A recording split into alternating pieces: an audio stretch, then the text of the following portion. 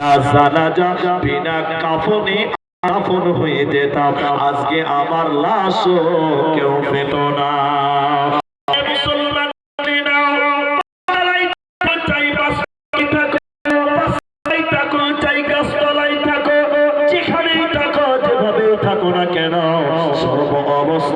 আল্লাহর শুকরিয়া আদায় করতে হবে।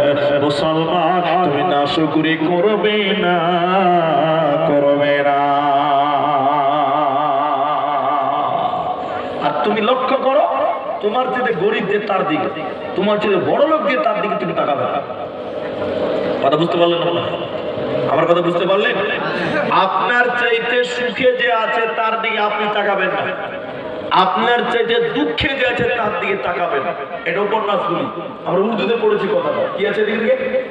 একটা লোক গরমের দিনে পায়ে স্যান্ডেল নাই, জুতা নাই, চপ্পল নাই, রোডটা কি গরম হবে না? প্রচন্ড গরম, হাঁটতে পারে না।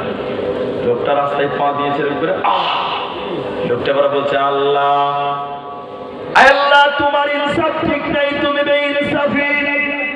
কাউকে তুমি দুটা তিনটা চারটা জুতা স্যান্ডেল চপ্পল দিয়েছো, আল্লাহ তুমি আমাকে এত গরিব বানিয়েছো, আমার পরনে একটা স্যান্ডেল না। কার বিরুদ্ধে বলছে একবার বলেন তো? আল্লাহর বিরুদ্ধে।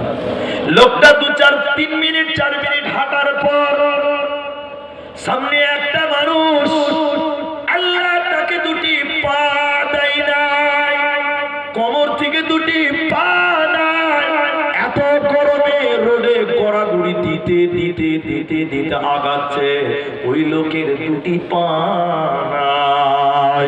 এই লোকটা যার স্যান্ডেল নাই, সঙ্গে সঙ্গে তওবা করে আল্লাহকে সাজদা দিল। রোডে রোডে সাজদা দিয়ে বলল, আল্লাহ মাফ করো, তুমি আমাকে স্যান্ডেল দাও নাই তো কি হয়েছে? আল্লাহ তুমি তো আমাকে পা দিয়েছো, ওই লোককে তো তুমি দুটা পা দাও নাই। মুসলমান, তুমি যেভাবে আছো গরিব, তুমি লক্ষ্য করে দেখো এই পৃথিবীতে তোমার চাইতে কত গরিব মানুষ বসবাস করে, আল্লাহ তার চাইতে তোমাকে ভালো রেখেছে। এই জন্য যেভাবে যেখানেই তুমি থাকো না কেন, আর হালাতে সুখে দুঃখে চড়াই উতরাই তুমি আল্লাহ শুকরিয়া আদায় করো। আনন্দের দিনে আল্লাহকে তুমি ভুলিও না। কোরআনের ভিতরে সর্বশ্রেষ্ঠ সূরাটা নাযিল হয়েছে, ইদা জাআ নাসরুল্লাহ। আল্লাহ কোরআনে বলেন, হে নবী, যখন আমি আল্লাহর সাহায্য তোমার কাছে পৌঁছাবে, তখন মক্কা বিজয় হবে, মক্কা ফাতহ হবে। মক্কাতে বিজয় হয়েছিলেন কেন?